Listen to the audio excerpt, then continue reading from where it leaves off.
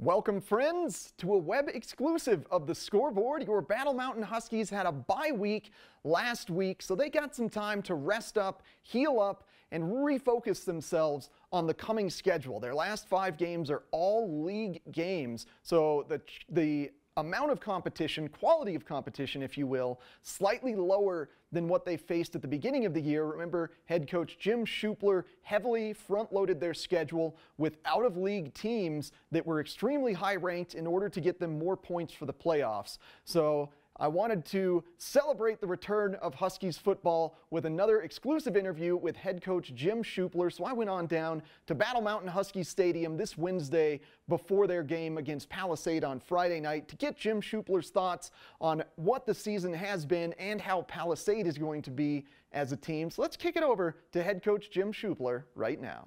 After a bye week for your Battle Mountain Huskies football team, they are kicking things right back off with a home game against Palisade this Friday, 7 p.m., the real homecoming game of the season. So I wanted to do our weekly chat with head coach Jim Schuppler, talk about a little bit about Palisade and the upcoming schedule. Jim, first off, thank you so much for joining me. Hope you enjoyed the bye week. Yeah, we had a little break there.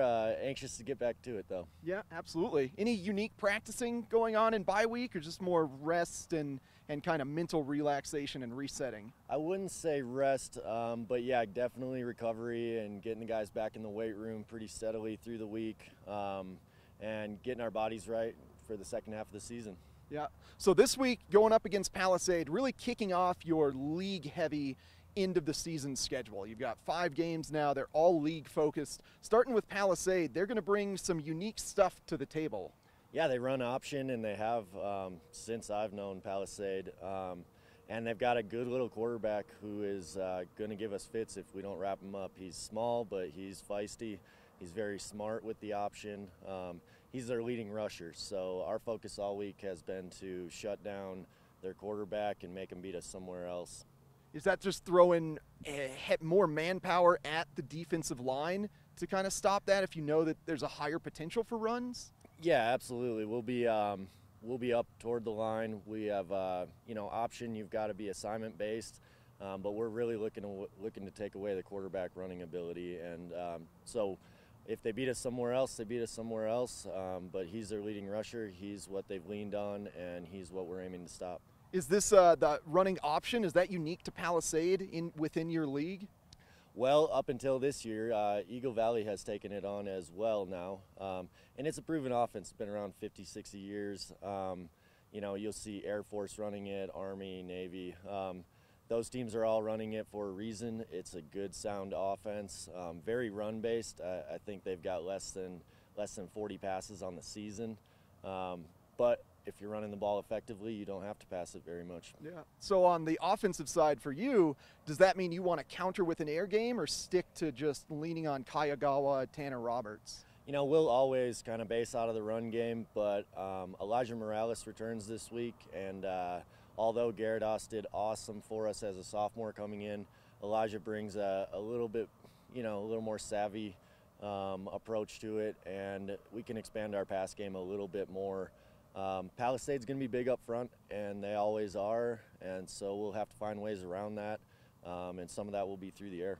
Well, that's some great news that Elijah's coming back. I bet that's really lifting spirits for the team. It is, yeah. He's a team captain, and I've said it before, he's a polarizing human in the school, let alone our football program, and a great kid. I'm super excited he gets to run these last 5 games, and it's definitely going to open up options on defense as well. He's a free safety. He was our leading tackler leading into him getting injured. And so, that spirit comes back and that talent comes back. And, we should be functioning on all cylinders. Man, that's great news. I'm excited to see him in action for a full game. That'll be fun. Man, he's awesome, yeah. And with the guys around, Tanner Roberts has really held up and supporting Garrett and even Keats Petrovsky through Elijah's injury. Our offensive line has really done a great job too. They're in there battling in the trenches, and it just doesn't go without them. And so I'm super proud of them. We're right there on on both Pueblo Central, DeSalt. We're right there. We're inches away from both those wins, and that's without our full roster. So here it comes. Yeah, well, you bring up those two games, which a great segue. Thank you for that. That's usually my job. So, yeah, I wanted to take a kind of higher level view, look back at the season more holistically.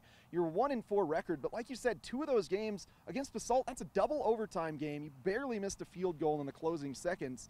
And then against Pueblo Central, you scored 21 points in the 4th quarter.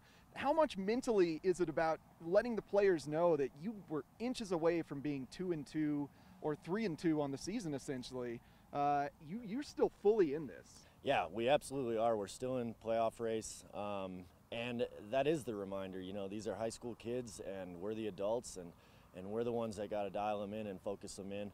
You know, we talk a lot about the result not defining us. Although we want to win every game, is our effort a winning effort? And maybe 2 games on the season it wasn't, but 3 games it definitely was, and I'm proud of the boys for that.